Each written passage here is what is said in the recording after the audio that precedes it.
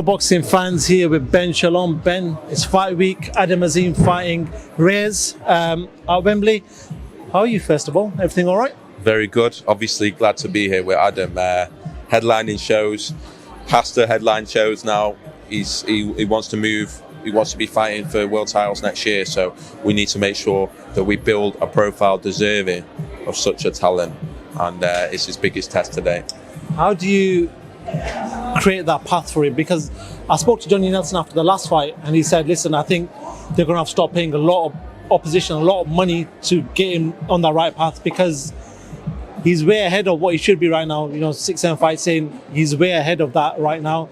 How are you creating this path for him to make sure that you're not pushing him too quickly, but he's getting the right steps needed? It is difficult. We'd love him to fight British fighters. We would love him to fight British fighters, but it's not a possibility. We've offered 3 or 4 times career paydays to many British fighters. But the goal is the rankings, the European titles, then the world titles. So fortunately, we can bring in opponents that aren't overawed by Adam Azim, that do come to win, that have that this is their lottery ticket, especially guys that we know of more experience. 12-0 WBA Latin champion, defended it as well in Santos Reyes, and we want him to have tests that he's not had before. It's absolutely necessary.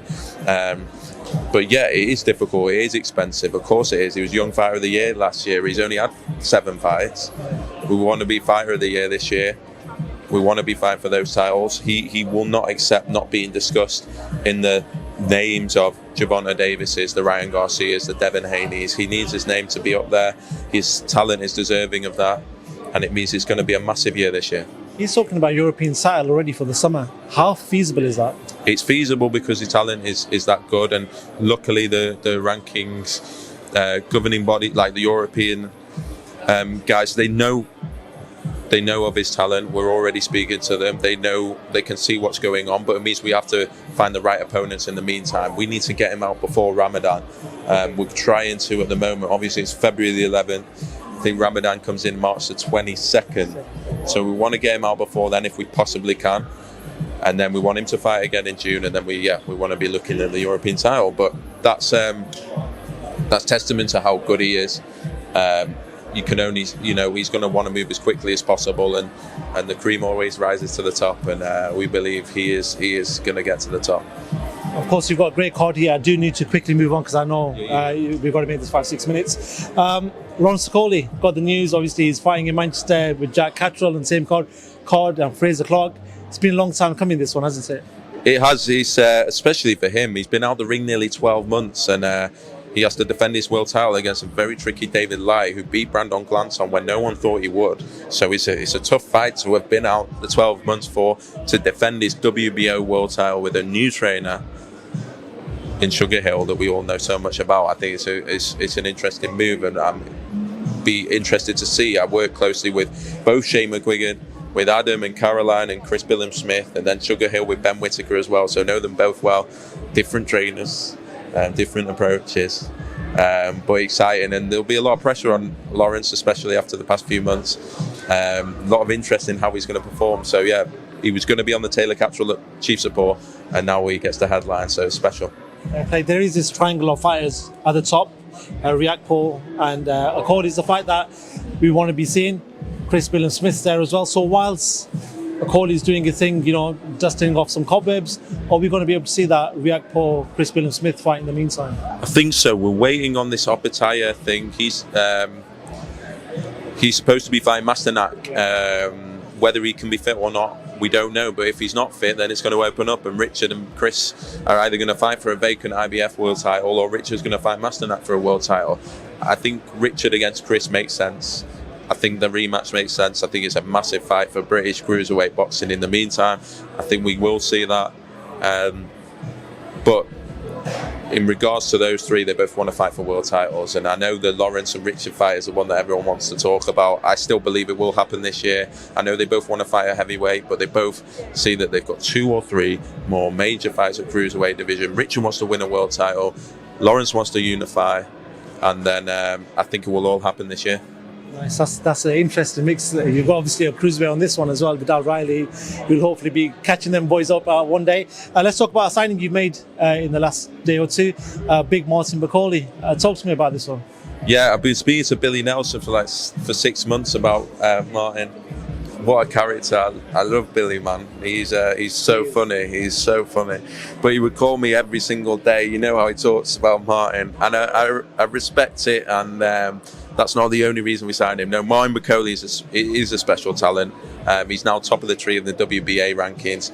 His performance last time out against Tony Yoka, Olympic champion, was incredible in Paris. And he'll fight anyone. And it's rare to have heavyweights at the top of the tree that will fight absolutely anyone. He's desperate for world titles. He's now in a position where he's going to be in final eliminators, world titles. Heavyweight is the last. We feel really strong in all the divisions, but heavyweight is one that takes longer. And most of the heavyweights have been with their promoters for many years in big promotional contracts. And so when we get an opportunity to sign someone like Martin, who we know from speaking to other heavyweights how avoided he really is, it's exciting for us because we think he's now going to get the platform and the opportunity that he deserves, and we think we'll see him fight for a world title. Quickly, just want to move on. When you look at competitors releasing their schedules, do you sort of analyze it? I'm talking about Matchroom, who released theirs yesterday. Do you analyze and look past, glee and smile at things you think you could have done better, or do you think it's good for boxing? What did you make of the schedule that they released yesterday? I thought it was good. There's some fights on there I'm looking forward to.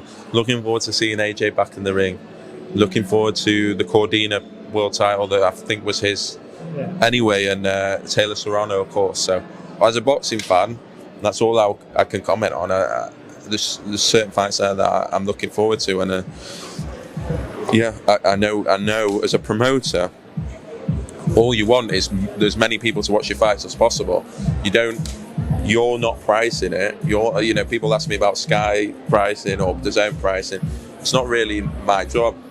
And same with all promoters. So I think that should sometimes be cleared up. And but I'm genuinely excited about a couple of those fights. How much need is there for fans to get value for money? Because we've got 4 promoters now in the UK, so there's a lot of pressure on you guys. Like, you guys have got to deliver on cards now. There can't be a lackluster card because there's a competitor out there who people might just flock over to in regards to if there's fights on the same night. So how much pressure is on you guys to make sure there's value for money in your fights? I just think people also need to remember that you need sort of next gen cards like this sometimes, because Adam Azim and Caroline Dubois and Vidal Riley are stars of the future.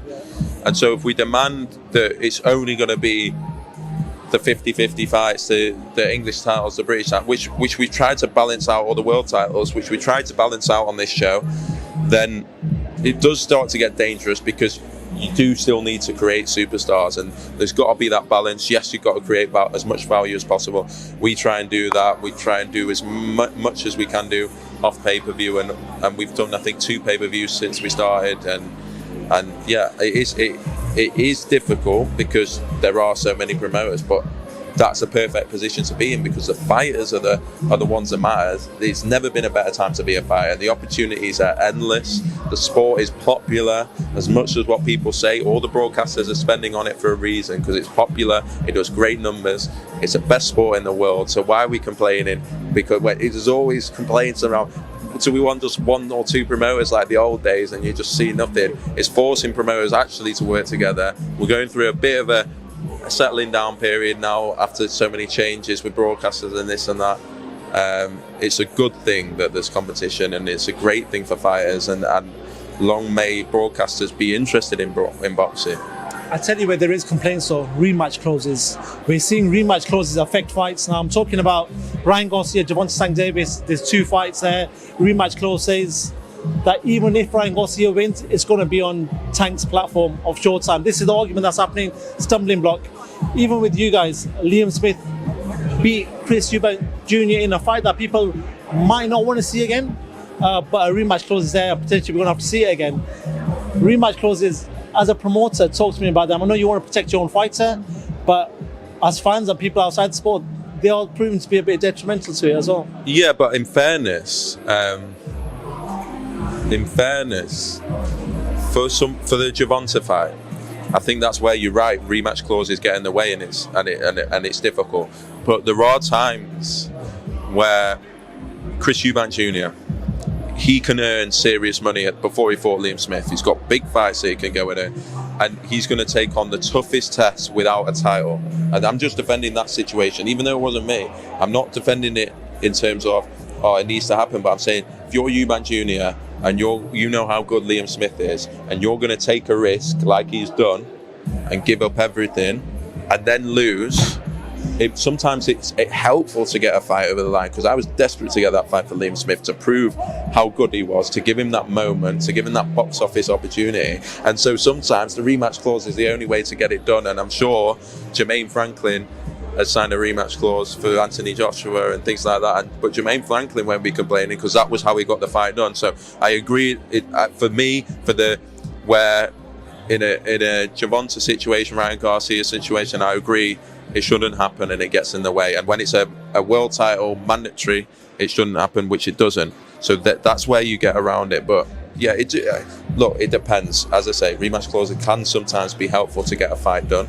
But yeah, a lot of the time in those big fights, it's clear that they do stop things happening. A final one from myself, and I do want to talk about Anthony Joshua, just because you mentioned him in the whole schedule. He's somebody that's flown the British flag for us for a while. You know, a lot of fighters are grateful to him because he's sort of elevated pay and whatever else, right? He's on this path now. He's got a new trainer, Derek James. He's fighting Jermaine Franklin. Looks like he could be fighting Dillian Wilder, providing he wins all the fights. Question to me is, and we want AJ to win because we want to see the big fights, the Furies and whatever else. If he doesn't win against Franklin, what happens to AJ's career? Look, it'll be very tough, but it is like he's a credit to the sport in the sense that he lost twice to Alexander Usyk, who's a phenomenon. He's earned fortunes. He's done things that two-time world champion. For him to even want to continue is a credit. Why? There's a lot of fighters that will just be like, AJ, what are you doing? So, as you said, he did so much for the sport. We're probably all here benefiting off the Anthony Joshua effect in those early days. So, yeah, I'm a big Anthony Joshua fan. I think it's really outrageous how much stuff that he has to deal with and how much stuff he get. But look, it's boxing. Everyone just hammers everyone.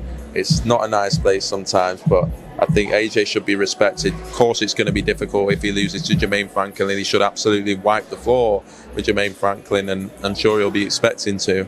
But for him to still want to fight and still want to prove himself is a credit to him. Ben Shalom, it's always a pleasure talking to yourself, sir, and good luck with the rest of the fight week, and no doubt we'll speak to you after fight night. Thank you very much. Cheers, man.